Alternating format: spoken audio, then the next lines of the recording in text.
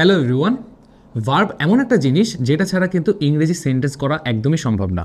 কিন্তু আমাদের মধ্যে অনেকেই আছেন যারা ভার্বের বিভিন্ন ক্লাসিফিকেশন পড়তে যে ফাইনাইট, নন ফাইনাইট, অনেকে তো আবার বলেন ইনফিনিট।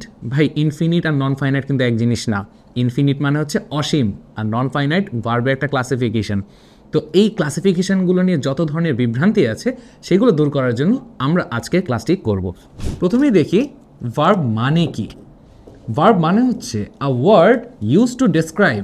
এই ভার্বটা কী ডেসক্রাইব করে আমরা একটু দেখি।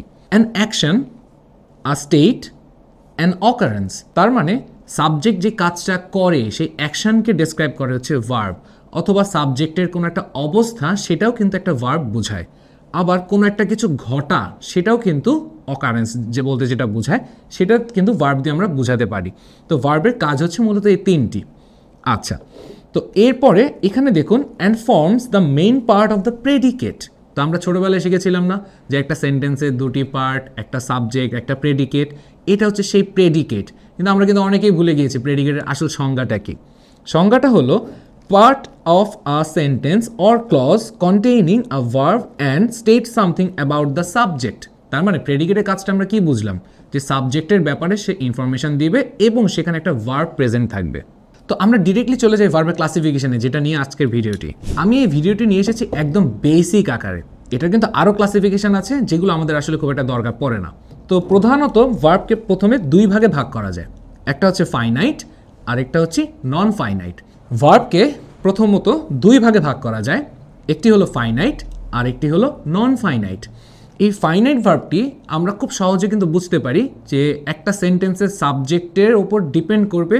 সাবজেক্ট যদি চেঞ্জ হয়, তার পার্সন যদি চেঞ্জ হয়, অথবা আমার সেন্টেন্সের টেন্সটা যদি চেঞ্জ হয়ে যায়, তাহলে কিন্তু এই ফাইনাইট ভার্বটা তার রূপ চেঞ্জ করবে। আর নন ফাইনাইট এটার ক্ষেত্রে একদমই সেম জিনিসটা অ্যাপ্লিকেবল হবে না। সে সাবজেক্টের উপর ডিপেন্ড করবে না, সে একদম আরামসে যেভাবে সে বসে সেভাবেই বসবে, তার রূপ কখনোই চেঞ্জ করবে না। সেটা হচ্ছে আমাদের নন ফাইনাইট ভার্ব।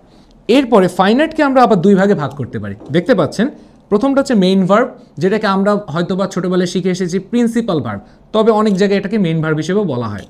তো এই মেইন ভার্বকে আবার দেখুন দুইটা ভাগে ভাগ করা যায়। একটা হচ্ছে ট্রানজিটিভ আর একটা হচ্ছে ইনট্রানজিটিভ। তো আমি যেটা আমার শিক্ষকতার যেই অভিজ্ঞতা তাতে আমি খেয়াল করেছি, এই নন ফাইনাইটকে ইনফিনিট বলে আর ইনট্রানজিটিভকে নন ট্রানজিটিভ বলে।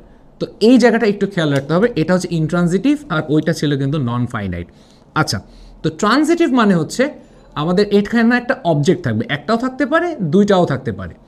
আর ইনট্রানজিটিভের ক্ষেত্রে কোনো ধরনের অবজেক্ট থাকবে না। তো আপনারা যদি অবজেক্ট চিনতে কোনো ধরনের প্রবলেম ফেস করে থাকেন, তাহলে অবশ্যই আমাদের নেক্সট ভিডিওটি দেখবেন, যেখানে আমরা ভার্বের ক্লাসিফিকেশন সহ অবজেক্ট কীভাবে চেনা যায় সেটাও ব্যাখ্যা করব। এরপরে আসি আমি অক্সিলিয়ারিতে। অক্সিলিয়ারিতে আবার তিন ভাগে ভাগ করা যায়। প্রিন্সিপাল অক্সিলিয়ারি, মডেলস আমরা সবাই চিনি, আর হচ্ছে সেমি মডেলস। অনেক বইয়ে এই জিনিসটা আপনারা পাবেন না যে সেমি মডেলস জিনিসটা কি। এই সেমি মডেলস জানাটা একটু ইম্পর্টেন্ট, বিকজ এখানে আপনার নিড আছে, অট টু আছে, ডেয়ার আছে। যদিও খুব ফ্রিকোয়েন্টলি এগুলো ইউজ হয় না, তবে মাঝে মাঝে তো ইউজ হয়। এরপরে নন ফাইনাইটে আমরা দেখি তিন ভাগে ভাগ করা। একটা হচ্ছে ইনফিনিটিভ, জিরান্ড, পার্টিসিপল।